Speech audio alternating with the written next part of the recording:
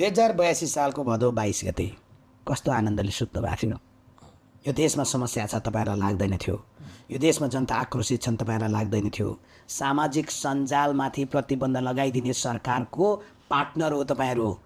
ती युवाले काम गर्न नपाएकोदेखि पढ्न नपाएकोसम्म नेपो बेबीको अभियान चलेकोदेखि लिएर तपाईँ डिस्कर्डमा के छलफल भइरहेछ तपाईँहरूलाई आनन्द थियो, मस्त घुरेर सुत्नु भएको थियो नि। त्यसको 12 घन्टापछि, त्यसको 24 र 48 घन्टापछि एकचोटि पनि मन्त्री नभएको, एकचोटि पनि लाभको पदमा नबसेको होइन, परि आउँदा काठमाडौँमा हिँड्नु पऱ्यो भने लिफ्टको गाडी मागेर हिँड्ने विश्वप्रकाश शर्माको धुलाबारीको घर पनि यहाँको डेरा पनि जल्न पर्ने सोच्नु भएको थियो। त्यसो भएर तपाईँ 70 मा यस्तो भएको थियो, 74 मा यस्तो भएको थियो, 79 मैले यस्तो गरेको थिएँ, मेरा बाजेले घिउ खाएको थिएँ, मेरो हात सम्मुन्न सर। अब सोचेको थियो र थिएन भन्ने कुरालाई चाहिँ के भने काल्पनिकतामा होइन तथ्यमा आधारित भएर छलफल गर्नुपर्छ। इतिहासलाई मात्रै तपाईँ किन हेरिरहनु भएको छ? तपाईँको मनले यसो भनेको छ क्या? मैले त्यो अबको चुनाव भनेको हामी पुराना राजनीतिक दल हौँ होइन। तपाईँ पनि अब वृद्ध उमेरको मान्छे हो भने तपाईँको उमेर म सोध्दिनँ, मभन्दा यङ देखिनुहुन्छ, तर बाहिर इन्फर्मल म तपाईँलाई दाइ नै भन्छु, मभन्दा धेरै वर्ष जेठो हुनुहुन्छ क्या तपाईँ। हजुर दाइ, तपाईँ चाहिँ दाइ होइन। त्यस कारणले तपाईँहरूको राजनीतिक दल, तपाईँले बोकेको विचार र तपाईँले गरेको कर्मपछि विश्वप्रकाश शर्माले सोच्यो क्या अब चुनावमा जानुहुन्न भाइ। यो भदौ 23 र 24 गते नेपालमा यत्रो प्रदर्शन हुन्छ, त्यसपछि चुनावमा जाने अवस्था बन्दैन भनेर होला विश्वप्रकाश शर्माले 81 सालको पुसको 21 गते मेची नगरपालिकाको धुलाबारीको अतिथि सदनमा आउँदो चुनावमा म उम्मेदवार बन्ने सम्भावना कम छ त्यो प्रस्ताव भनेर त्यस बेला जुन बेला भन्यो त्यो भन्दै गर्दा दूरबीन लाएर हेरेको थियो। तर तपाईँलाई आज सोच दूरबीन लाएर हेरेको कुरा पनि भनिदिन्छु अलिकति है। सभापतिमाथि भौतिक आक्रमण हुँदै गर्दा तरुण दल कहाँ थियो, नेभी सङ्घ कहाँ थियो, युवा भनिएका महामन्त्रीहरू कहाँ थियो भन्यो नि।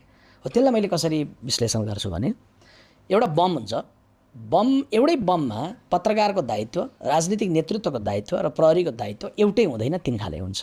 प्रहरीको कर्तव्य हुन्छ बम कसैले ल्याउँदैछ भने बोर्डरमा ल्याउँदा रेड एन्ड पक्रिने, राइट। पत्रकारले रेड एन्ड पक्रिने जाने उसले ब्रेकिङ न्युज दिने हो, राइट। तर नेतृत्वको काम चाहिँ न रेड एन्ड पक्रिने हो न ब्रेकिङ न्युज दिने हो। ब्रेकिङ न्युज हेरेर थाहा पायो भने त नेतृत्वै भएन। त्यसैले नेतृत्वको कर्तव्य के हुन्छ भने बम कसले भित्र्याउँदैछ, बम भित्र्याउनका लागि मुद्दा कसले बनाउँदैछ, त्यो मुद्दालाई कसरी टाइमली सम्बोधन गर्ने, बम भित्र्याउन खोज्नलाई कसरी डायलग गरेर समन्वय गर्ने, कसरी बोर्डर टाइट गर्ने, यो कुरामा नेतृत्वले सोच्नु। हामीले सोचेनौँ। त्यसलाई के भन्छन्? दूरदर्शिता। त्यसलाई भन्छन् कि नेतृत्व हो। अब तपाईँले भन्नुहोस्। नै मैले यो अहिलेको कम्प्लिट भयो, घाँटीबाट माथि नै आइसक्यो। नै भन्नुहोस्। कस्तो राम्रो कुरा भन्नुभयो। म फेरि दोहोऱ्याउँछु है। बम बोकेर आइरहेको जानकारी पुलिसले पायो, पक्रिन्छ, रेड एन्ड पक्रियो, पुलिसको बम बोकेर आइरहेको पत्रकारले थाहा पायो, ब्रेकिङ न्युज दियो, राइट, अन्यथा स्कुप मार्यो होइन, स्कुप मार्यो। बम बोकेर आइरहेको कुरा नेताले थाहा पायो, त्यसलाई उसले के गर्छ? व्यवस्थापन गर्छ होइन। बम कसले भित्र्याउँदैछ पहिले थाहा पाउनु पऱ्यो कि, थाहा पनि पाउनु पऱ्यो, व्यवस्थापन पनि गर्नु पऱ्यो।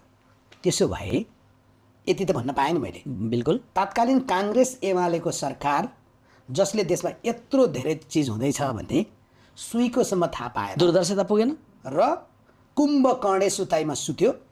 केटाकेटीहरू हाउ गर्छन्, आउँछन् जान्छन् भनेर कसैले भन्नुभयो होइन, गलत भन्नुभयो। यिनीहरू कम्तीमा पनि नेता होइन, नेतृत्व होइन। सरकारबाट भएको कमजोरी, पार्टीहरूबाट भएको कमजोरी, अरू सबैको भाग लाग्दा मेरो भाग पनि लाग्छ, लाग्नुपर्छ। धेरै लाग्छ, मेरो भागको जिम्मा लिन्छु।